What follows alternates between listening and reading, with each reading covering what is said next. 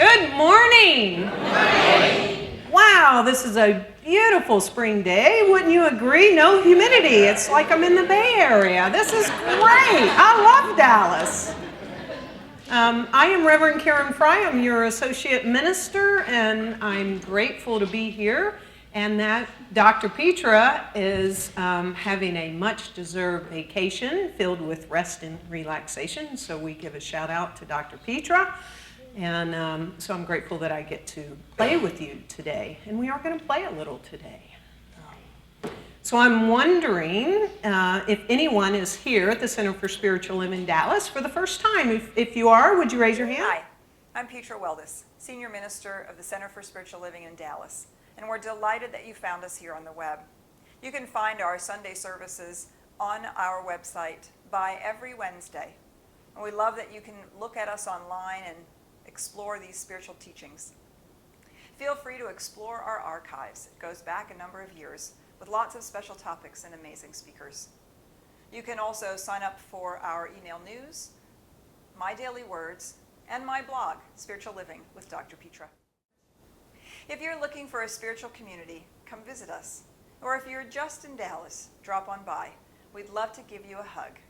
Welcome home. Allow the power and presence of Spirit to operate within you. Open up and let go. Open up and allow God to express. Allow the presence and the power of Spirit in this room, everywhere present, showing up this morning as Joan, as Kyle, as Aaron, as Randy, as Jim, as Bettina, as Jenny, as Anita, as Candy, as Tracy. Allow that Spirit, that power, and that presence, that perfection of God in each one of us to expand,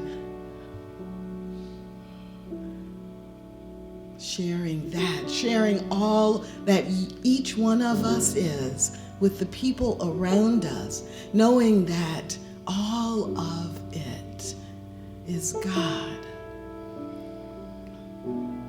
I open up to that. I open up to receiving it. I open up to giving it. And I open up to it being my experience as I take in the wisdom shared by Reverend Karen this morning. I open up. I allow. I open up. I let go. Take a breath. Allowing the power and presence to be within you and releasing it.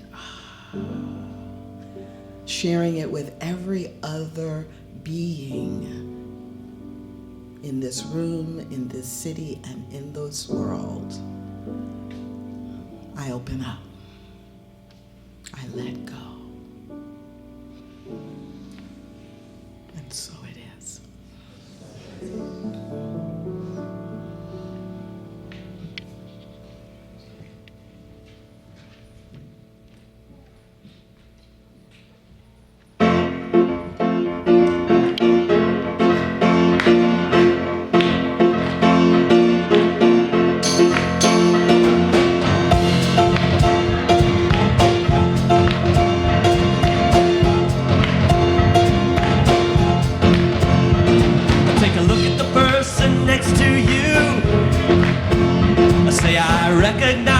God in you.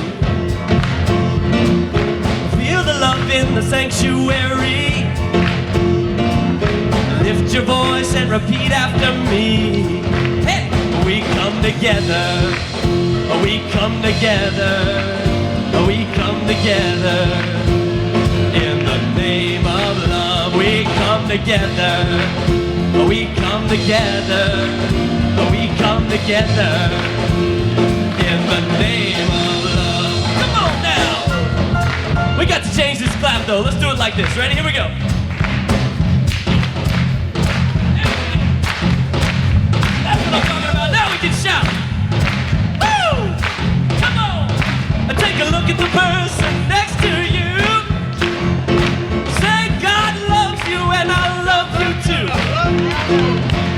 Oh, feel the love in the sanctuary.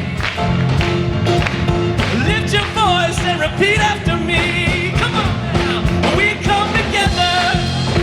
We come together. We come together. In the name of love, we come together. We come together. We come together. In the name of love from every walk of life. Every creed and color. Come on and let's reunite in honor of the God in each other. Oh, take a look at the person next to you. Say namaste, I bow to you. Feel the love in the sanctuary. And lift your voice and repeat after me. Come on.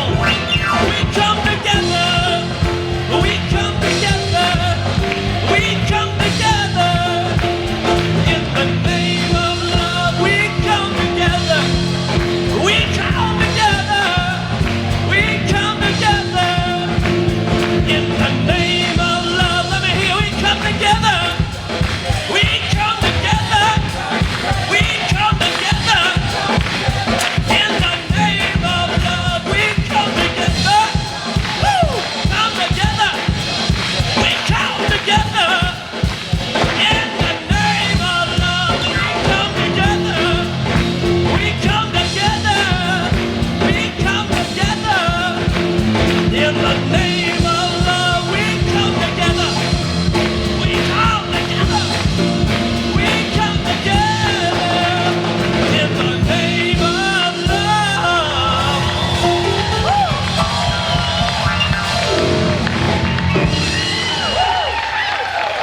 Woo! Come on, Reverend Karen, preach to us.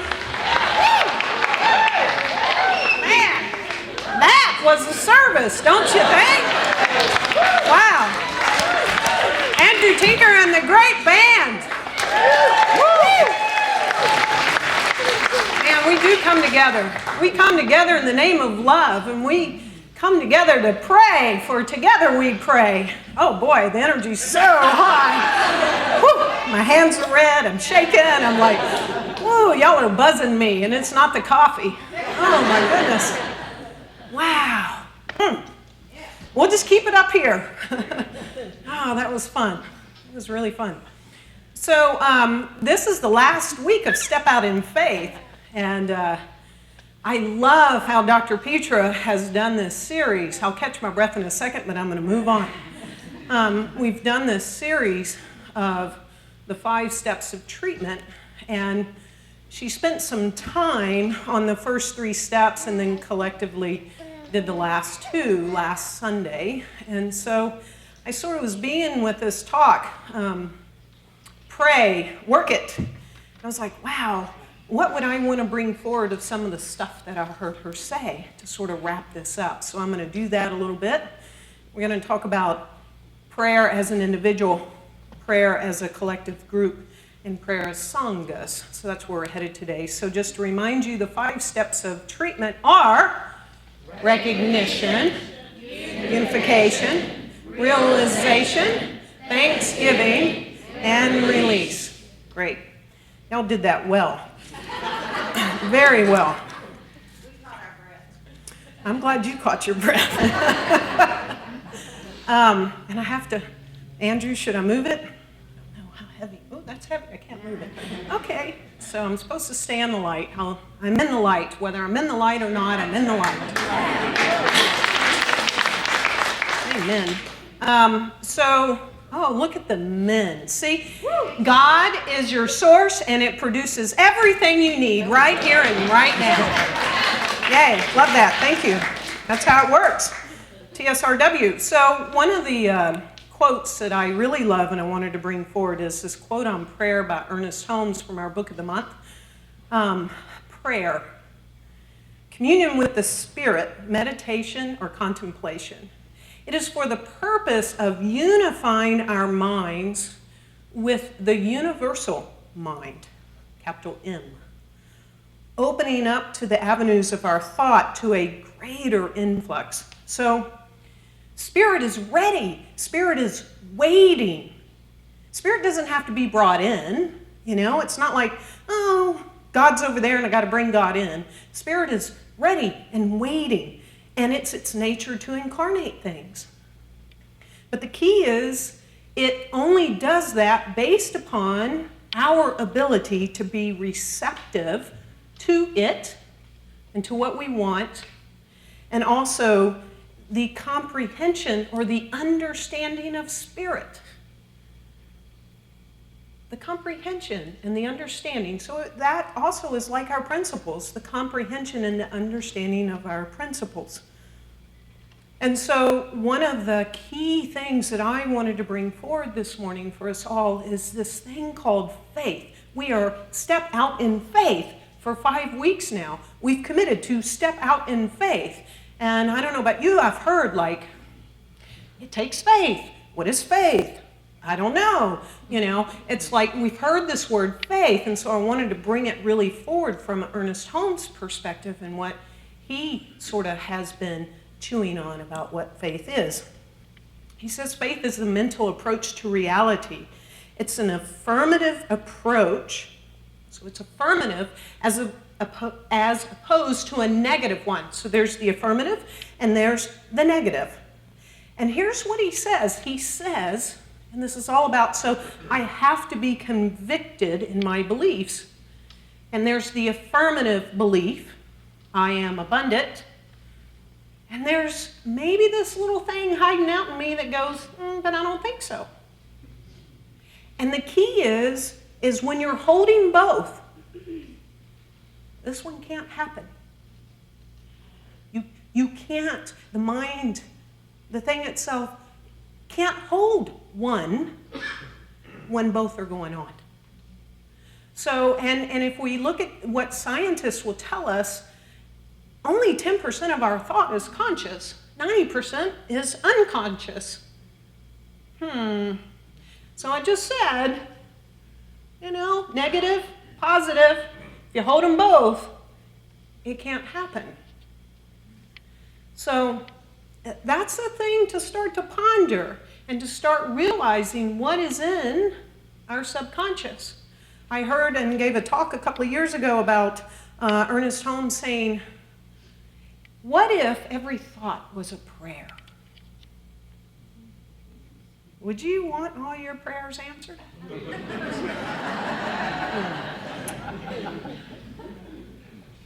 So the mind can accept something at the same time it's rejecting something. Get it? It can't do both on the same subject. So what spiritual mind treatment is all about is getting it to a point where there's no longer any space for denial. It's gone. There's nothing within me that could deny that. So it can accept it. We'll get into that in a second. So faith and belief are mental attitudes. So this is the real quote that I love.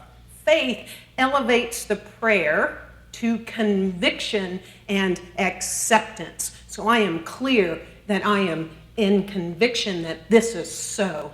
God is my source, and I fully accept this. That is faith. And faith elevates the prayer to that. So how many of us believe in the law of gravity? Are y'all weightless out in space? How many of us believe in the law of gravity? Participation helps. Thank you. All right, good. I was going to bring some rocks up and drop them, but then I thought, the singers might trip over them. It works every single time. We believe that it is so that we never put our attention on it. We don't think about it.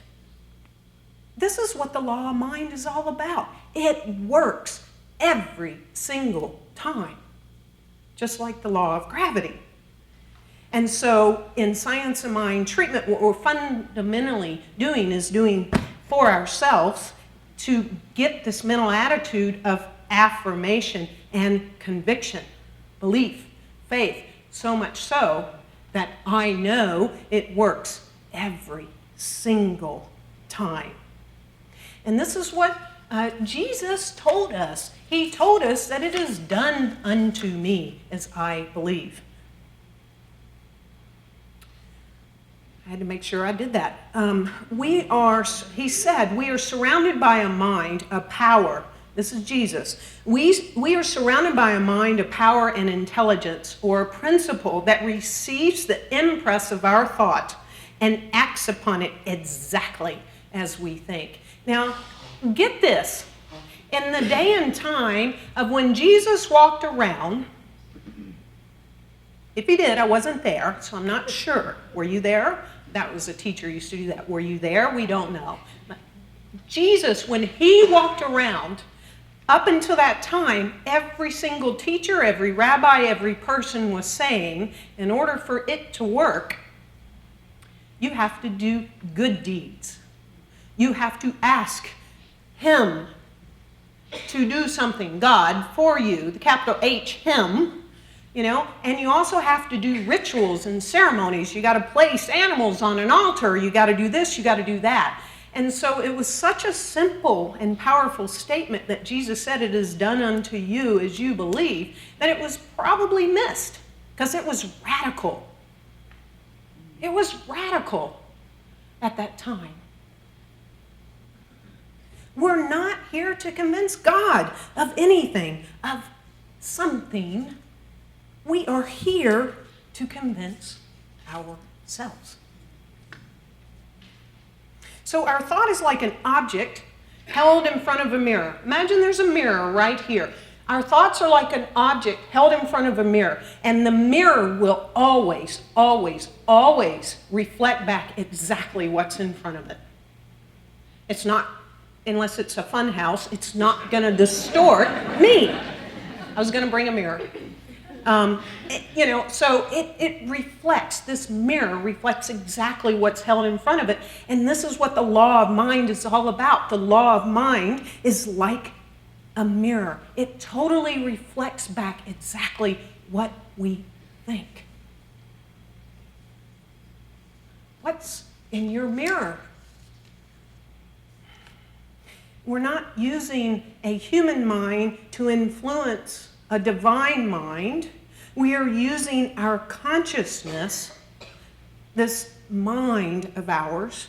Now get me, I'm a little m and a big M on this mind.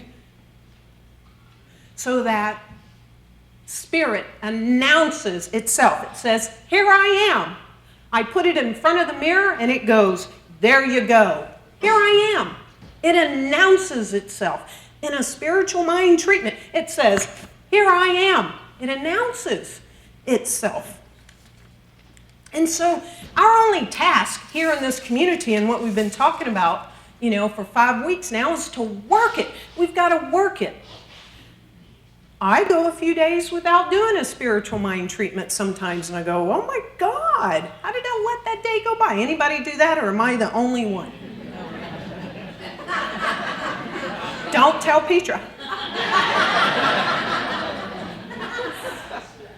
And I go, wow, why didn't I pray today?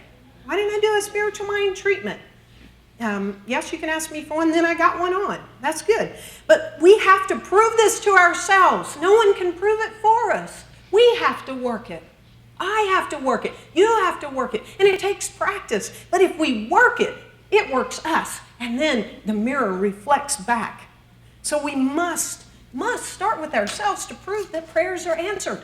We're the only ones that can do it.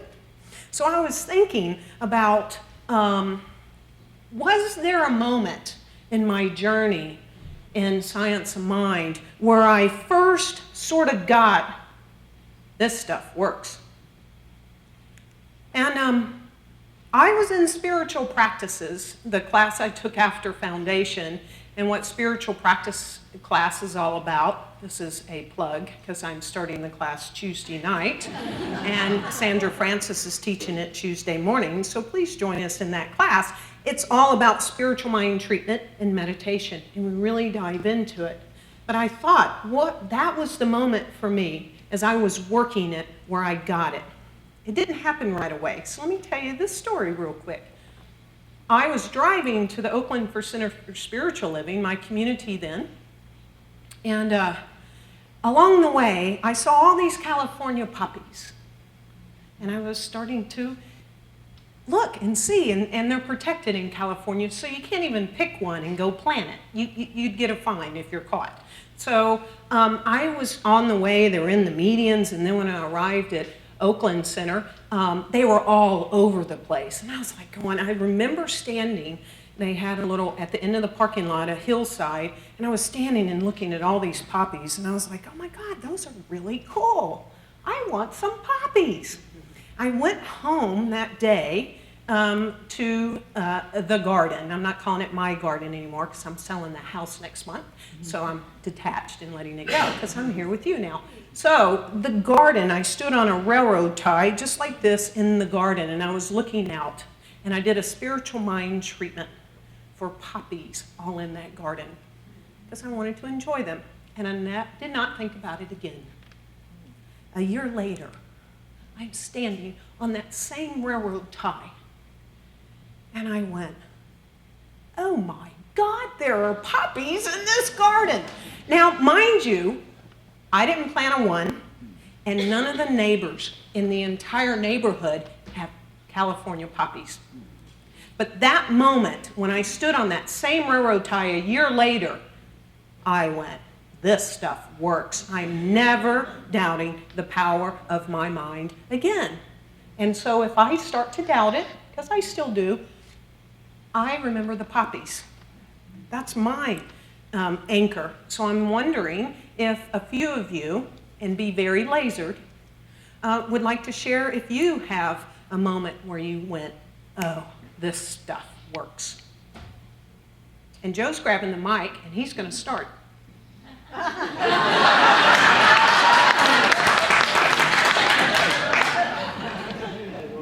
What can I say, Joe? I planted your poppies. You poppy planter, you. I have a practice of using spiritual mind treatment regularly, and I've been in a sangha group for the last couple of years. We've seen hundreds of examples that it works. This particular time, I was treating for myself a situation at work, so I had fear and anxiety. I don't remember exactly what it was, but I was treating for this on this particular morning. And I was also aware, because a friend of mine had been transferred with our company across the country, and she led a new division. And I'd lost an employee and a good friend, but to her promotion and her good fortune, within a few weeks, her husband had been suddenly hospitalized. So she had put out on Facebook and to her friends, she wanted prayer for her husband. And they were very strong Baptists here, and I knew that they had gone to find a church there. And so she was asking new people there to pray and old people here to pray. They did not know why, but his kidneys had failed, and he was in the hospital. And I was having a hard time treating for that. I was treating for my stuff, but the days that I tried to treat for him, I did not feel convinced. You said, getting to that point where you know that you know, and you've convinced yourself, or I've convinced myself. I didn't have that experience for him, but that day I did for myself. I worked it till I felt really confident, absolutely convicted that my deal at work, that thing was vaporized in my mind. It was all good. I was absolutely convinced. I was convicted. I had this hallelujah going in my consciousness. I felt completely free. And then I remembered Ben. And I said, and this for Ben too. This thing right here. This is Ben. He's riding this wave with me. This is for Ben too. Whatever it is, it's happening right now. And then I felt good about my treatment for Ben for the first time. And I wrapped it up with thanksgiving and release. And the next day she called me, and he had been in the hospital for 3 weeks. She said, Joe, Ben is going home. She said, the doctor came in and said, you're doing dialysis today, because every 2 or 3 days you've been going to dialysis for those 3 weeks. He said he wouldn't do it. He said, I'm not living my life this way. This isn't me. You haven't told me yet why I'm in here and why this happened to me, and I'm not having it anymore. And he refused to go. They argued with him for a couple of days. He said, test me at the end of the day, test me tomorrow, but I'm not going back. And he didn't. And he healed, and he went home healed. Oh, wow. It was an absolutely amazing situation, which, hey, we can clap for Spirit, but I just have a feeling that all of that, kind of all came together. I got this feeling because all those people doing this thing, it finally just happened, and it came to him, and his consciousness is really where it happened. So, yeah, I'll never forget. It absolutely did work. And when he did go back and visited their new community, and the minister said, we're so glad that you're back, we've been looking for somebody to build a new sanctuary, and Ben didn't have a job, and he's a builder. That's how I met him, and he built their new church for them. So, yeah, he had a place to be. Nice. Thank you, Joe. Anybody else, real quick? Yes, saw this hand first. Joe, come. Oh, Cindy. I'm Cindy Thomas, Hold it up, and Cindy. Bert and I have a farm in East Texas.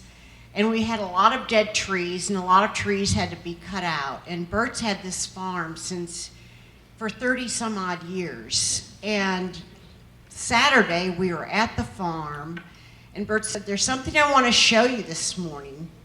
And I said, okay. So we went outside, and in this area where the trees were not and the sun was coming down were bluebonnets. There were never bluebonnets on the farm, ever. And, you know, I think the bluebonnets tell us that thank God for the space and thank God for the light. Nice. Thank you. Yes, all the way in the back, Joe. He's getting his exercise. Go, Joe, go. Hi, I'm Beatrice, and my story is almost unbelievable. I have a cousin that's in the Los Angeles area, and he had been incarcerated for 22 years for a crime he didn't do. And I hadn't spoken with him since he was probably 14 until about 5 years ago. And we were talking, and his case came up, and I decided to try and help him, so I got the transcripts, read it, and I started working with the Innocent Project and some other people that were helping people who were incarcerated. But it was too much for me because it really did take like a full-time job to do that. So I remember telling him, like, look, I can't go any further. You need somebody who can really work this all day. And I did a spiritual mind treatment with him over the phone, that somebody would come and help him in this case because I'd gone as far as I could go. And there's a woman that came into his life, and she has been working this case for 4 years. And I have been out of town in Los Angeles for the last 2 weeks, and he has a new hearing now after 22 years. And he's going to be testifying on April 10th. And it's amazing.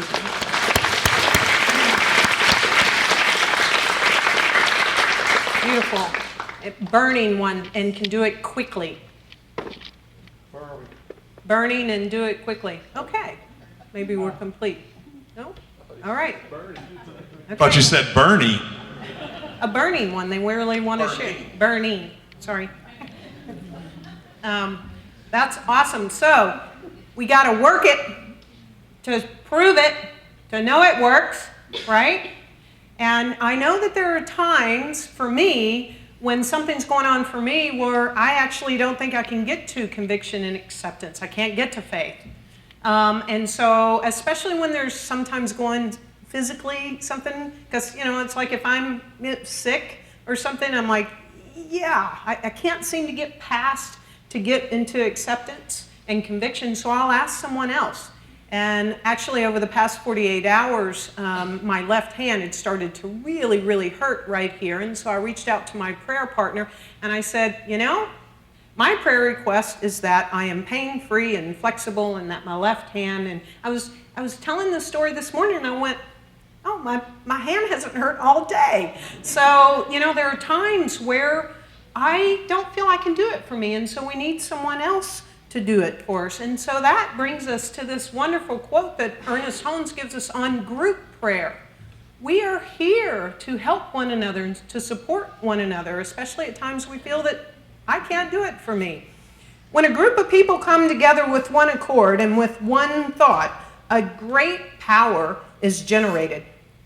Not because the creative principle responds to a number of people more than it does to one, but because the combined faith of a group reaches a higher level of acceptance. It reaches faith. It reaches that higher level of acceptance. So groups really are a reason to come together, to pray together.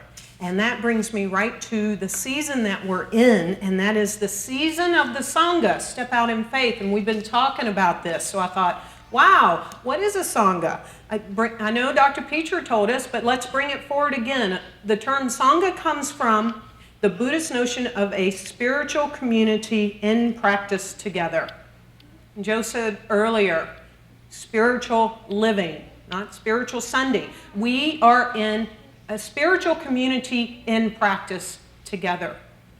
And so I'm going to suggest that we are a Sangha. Yes? Yes. We are a group. We are a community in spiritual practice together. And I want us to have an experience of that this morning. We're going to do smaller Sangha groups, and I'll go into that in a minute. But we are that Sangha. We are that community. And we can do this for one another. We don't have to really know one another, but we can do it. So, quickly, as quick as you can, I want you to find the person closest to you or someone that you can pair up with quickly. And if you're able, stand. If you're not able, someone will come to you. But I want you to pair up. All right. As quick as you can for this experience. You don't even have to, you could introduce your name, but don't find out how many children and brothers and sisters, just find yourself. Anybody not have a partner?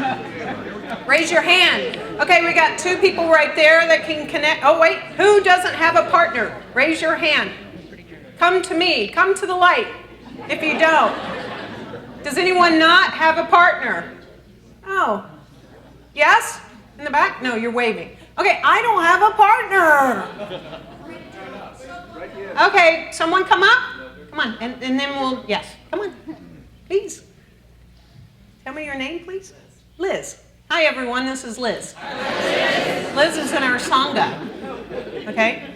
All right, so I'm going to show you what this looks like first, Liz and I, okay? It's fine. Don't worry, you're not on camera. Can we get a release from you later? Okay. All right, so please don't do this till I tell you to. I want you to be fully present. So I know that we're in a community together, and regardless of who's here in this room today or who was here in the service before us and who's going to come and who's going to go, this community is still here. This is our Sangha. So imagine that whoever's in front of you, I'm standing in front of you. Dr. Peter is standing in front of you. All of the practitioners are standing in front of you. Everyone in this room is standing in front of you. And right now it happens to be Liz. Okay? So you get that? This is what I want you to feel. We're all one mind, we're all one body, and we are in a Sangha together. Okay, so someone choose A in your group. Know who's your A. Don't take time, just I'm A, because you're all going to do it. Okay, good. We got the A's. So the way we're going to start is the A's. Don't do this till I tell you. The A's will go. And I'm going to tell you right before you have to say it, so you don't have to memorize this. Okay? I want you to be fully present. When I tell you, you're going to look into that person's eyes. Imagine this umbilical cord of love. We're right here connected in this one mind. And by the way, everybody in this room is in this umbilical cord. Okay, and I'm going to look in her eyes and I'm going to say, I promise I will never quit on you. And what Liz is going to say is, I will never let you quit. Okay? Now I'm going to guide you in this, but you get this? And then when that's done and complete, she's going to start, and then I'm going to say the other. And I'm going to guide you so that you can be fully present. This is every single person in this community, here or not here, that is in front of you now. Okay? So A's, look into the eyes, feel the umbilical cord of this spiritual community. I will say it first, and then you get to go. I promise I will never quit on you.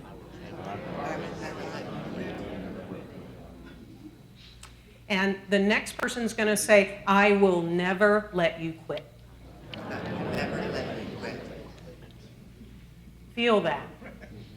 Receive that. Give that. And so now we're going to start with the B's. And I want the B's to say, let me finish so that we're all fully present. I want the B's to say, I promise I will never quit on you. I promise I will never quit on you. And now the A's are going to say, I will never let you quit.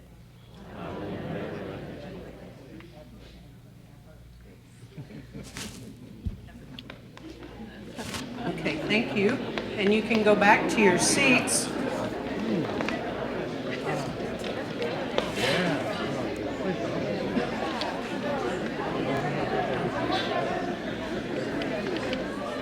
Okay. Feel that? It's real. So here at CSLDallas, we also use Sangha to describe an intimate group focused on the collective spiritual practice of prayer and support in a smaller group, and that's what we're doing. And the real truth of it is, we are here to minister to each other. We are all ministers. I have a license. We are all ministers. So we are in a Sangha. We are here to minister to one another. And so your Sangha will become, if you sign up, and we want you to sign up today, the Sangha will become a community to which you turn to in times of need and celebration. And you'll get to share these TSRWs, these powerful demonstrations. And so today is really the last day. For now, we'll do this again in another season, but this ends the season to sign up for a Sangha. We've got 20 groups. I cannot tell you how much Peter and I are blown away by that, and for all the people that helped make this happen. And that's 160 people so far in our Sangha going into smaller Sanghas. And so if you haven't signed up, there's probably a Sangha that's not full that's close to you. And so you can sign up today and choose to do this. And at 12:30, when the service is over, I'm going to lead what is a Sangha and go through what you're going to do in a Sangha and what it looks like and all that good stuff, okay? And if you have signed up for a Sangha, or if you have not, I'm going to invite you, if you feel called, to join, and you haven't taken it, especially the spiritual practices classes that are starting Tuesday night at 7 p.m., with yours truly, and also with Sandra Francis, Tuesday at 10 a.m. from 10 to 1. My class is from 7 to 10. It's 10 weeks, and we go really deep in spiritual mind treatment and meditation, and we're really going to prove this stuff works. We've got to work it. We've got to work it. Bless you, because we have nothing to give the world unless we prove it first. And I really want to give a big shout out to Lila Castor, who, well, I have to go back, Lila, somewhere. There, who did our logo for Step Out in Faith. That was really, really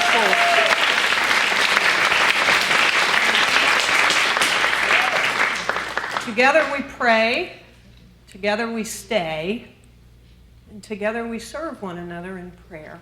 And so I invite you to turn within so we can go into prayer together.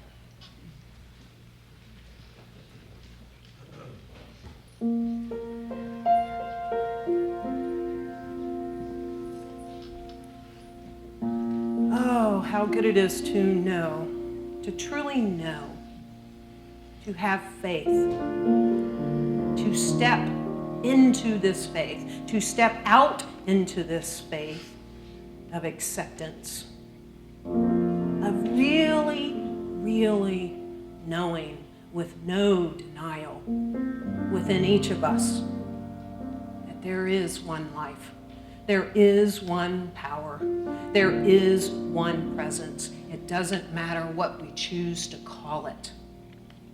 It can't be contained in a name anyway. It is God, Buddha, Allah, Krishna, Christ, Jehovah, the Tao, the thing itself, Jesus. You choose. For it is the very essence, presence, and life force of everything that's seen and unseen. And it waits. It waits to give itself unabashedly to itself, so freely, so joyously, so effortlessly. And it does it in infinite, infinite, infinite ways. And I know that this thing, this no-thingness, is who I am. For I am that I am. And I know without any resistance that every single person within the sound of this voice is it too. We are the full expression. We are the way that it shows up and gets to have a life of joy and peace and abundance and wholeness and laughter and relationship and love. We get to have a life of abundance beyond our wildest dreams in the form of relationships, love, and joy, and peace, and wholeness, and financial freedom.